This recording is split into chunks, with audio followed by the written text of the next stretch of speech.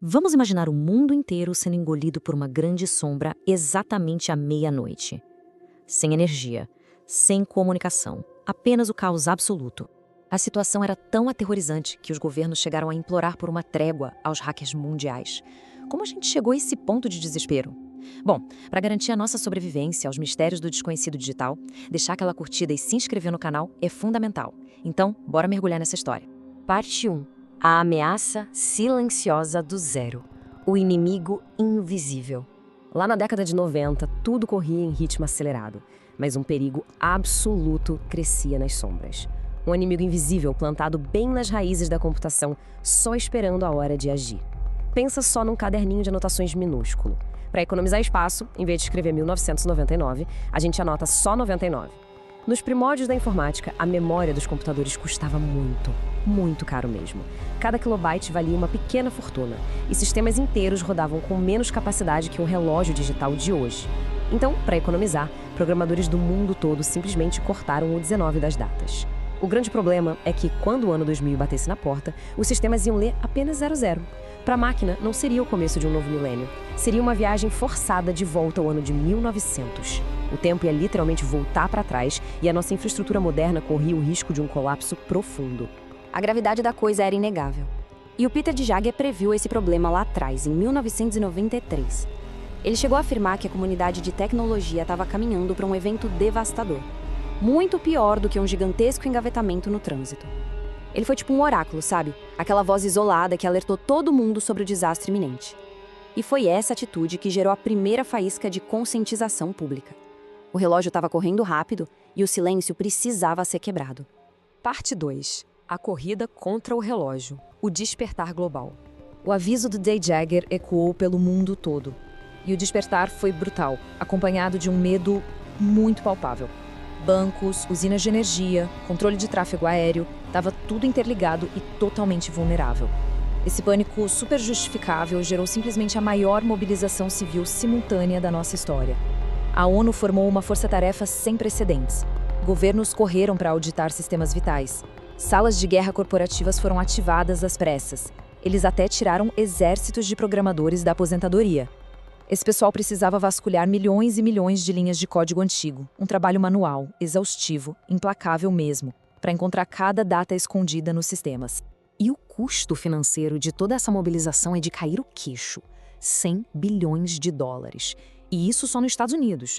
Esse foi o dinheiro injetado só para reconstruir e proteger a infraestrutura do país, o que já mostra o tamanho colossal do desafio. Foi grana gasta comprando servidores novos, atualizando satélites e bancando equipes de TI trabalhando em turnos ininterruptos. A economia inteira virou foco para impedir que a civilização recuasse no tempo. Mas, quando a gente olha para o mundo inteiro, a quantia chegou na marca estarrecedora de 600 bilhões de dólares. Sem dúvida nenhuma, foi o maior projeto de manutenção preventiva da história humana. Dinheiro aplicado com extrema urgência. Profissionais do mundo todo vararam noites, finais de semana, feriados.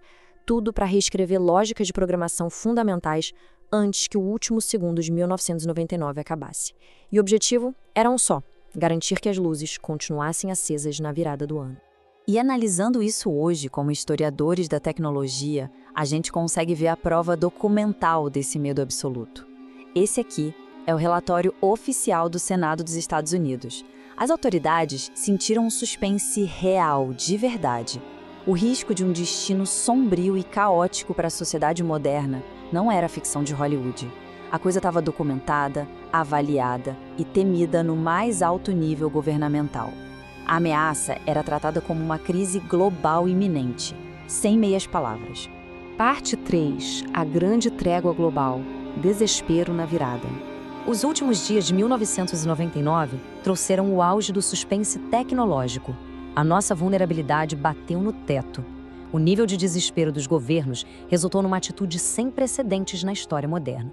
O John Quashkin, que liderava o Conselho Presidencial de Conversão nos Estados Unidos, literalmente pediu uma trégua. Um pedido público, direto e oficial de clemência aos hackers maliciosos do mundo inteiro. Dá para acreditar? A mensagem era super clara e mostrava a nossa profunda fragilidade humana diante do código digital. O pedido era basicamente: por favor, não explorem as nossas vulnerabilidades agora. Pausem todos os ataques de forma voluntária.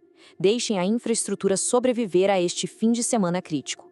Os escudos tecnológicos do planeta estavam completamente abaixados. A manutenção preventiva estava sendo feita de portas escancaradas. Qualquer ataque naquele instante seria o fim de uma era. Parte 4. O voo para o desconhecido. O teste final. E então, a fatídica noite de Ano Novo finalmente chegou, trazendo o teste definitivo para todo aquele trabalho árduo da comunidade de TI. Para tentar acalmar o pânico da população, o Peter J. Jagger, aquele mesmo cara que soou o alarme em 1993, tomou uma atitude super corajosa. Ele embarcou num voo da United Airlines que ia cruzar exatamente o horário da meia-noite. A decolagem em Chicago aconteceu em 1999. A virada pegou ele lá no ar, a milhares de pés de altura, sobre as águas frias do Oceano Atlântico. Um voo arriscado, feito só para provar ao mundo que os computadores de bordo não iam falhar e que os aviões não iam simplesmente despencar do céu noturno. Meia-noite. O relógio vira. O mundo inteiro prende a respiração. Parte 5. O fim de uma era. A prevenção salva o mundo. E então, a luz não se apagou. Os aviões pousaram em segurança em Londres. Os sistemas globais resistiram bravamente. E não foi porque a ameaça era invenção da mídia, mas sim porque o heróico esforço global de prevenção realmente funcionou. Ainda assim, aquela grande sombra deixou algumas marcas, provando que a vulnerabilidade era muito real. Lá no Japão, usinas nucleares relataram algumas anomalias menores e disparos de alarmes. Nos Estados Unidos, máquinas de passagens e caixas eletrônicos falharam do nada. Aqui no Brasil, linhas telefônicas travaram totalmente, numa mistura do volume absurdo de ligações com falhas isoladas de sistema. A grande tragédia foi evitada e a importância vital da manutenção preventiva ficou cravada para sempre na nossa história. Parte 6. A próxima grande sombra. O perigo da nuvem. Só que o medo dentro da tecnologia mundial está longe de desaparecer. A crença de que estamos totalmente vulneráveis acabou moldando a cultura de TI moderna. Vamos dar um salto drástico para o presente e ver como essa história toda se conecta com a nossa realidade. No ano 2000, os servidores eram na maioria locais e isolados. Uma falha de banco de dados no Japão não desligava um hospital no Brasil, por exemplo. Mas hoje, a gente vive uma dependência colossal da nuvem. E isso ficou assustadoramente claro com aquela falha massiva da CrowdStrike recentemente. Bastou uma única atualização defeituosa de segurança para instaurar o caos. Telas azuis dominaram aeroportos inteiros. Hospitais precisaram cancelar cirurgias vitais na mesma hora. Bancos e supermercados ficaram inacessíveis. Milhões de máquinas travaram em questão de minutos ao redor do globo. Foi um alerta bem sombrio sobre a nossa extrema interconectividade. A grande lição aqui é muito profunda. Se a nuvem falha, o apagão não espera uma data específica no calendário chegar. Ele é instantâneo, implacável e totalmente global. Sistemas de companhias aéreas, mercados financeiros e redes de saúde podem simplesmente travar ao mesmo tempo. Isso cria uma crise generalizada quase que imediata, numa escala absurdamente mais perigosa do que os engenheiros lá dos anos 90 poderiam sequer imaginar. E tem mais, a próxima ameaça tecnológica gigantesca já tem nome, o bug Y3K38. Esse é um defeito bem profundo e silencioso, escondido dentro de sistemas Unix de 32 bits. E por que a gente deve se importar com isso? Bom, porque esses sistemas de 32 bits são a espinha dorsal invisível do mundo moderno.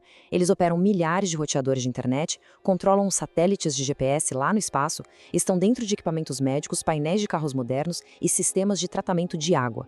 Eles são simplesmente fundamentais para inúmeras infraestruturas vitais ao redor do planeta. Funciona como uma armadilha matemática implacável. Olha só, esses sistemas de 32 bits não leem os anos, eles contam os segundos exatos desde o primeiro dia de 1970. E o grande problema da história, o limite absoluto de contagem que a memória deles suporta é de exatos 2.147.483.647 segundos. O tempo, de forma muito literal para essas máquinas, vai simplesmente esgotar. O computador não vai fazer a menor ideia do que fazer no segundo seguinte. E nós sabemos a data exata em que o relógio vai parar. 19 de janeiro de 2038, exatamente às 3 horas, 14 minutos e 7 segundos do tempo universal coordenado. Nesse instante cravado, o limite máximo vai estourar, a matemática vai falhar, os relógios internos vão ser violentamente revertidos para o longínquo ano de 1901, causando falhas totalmente imprevisíveis em qualquer equipamento que não tivesse sido atualizado. A próxima contagem regressiva da humanidade está correndo neste exato momento, dentro de bilhões de dispositivos ao nosso redor. Então, a grande reflexão que fica com a gente é esta: Quando a grande sombra de 2038 inevitavelmente chegar, a preparação vai ser bem-sucedida como no passado? Ou o nosso destino sombrio já está selado pela extrema dependência tecnológica e das nuvens interligadas? A reflexão fica em aberto e o debate sobre o futuro da nossa sobrevivência digital continua lá nos comentários. Muito obrigada por acompanhar mais esta análise sobre os mistérios da tecnologia e até a próxima jornada.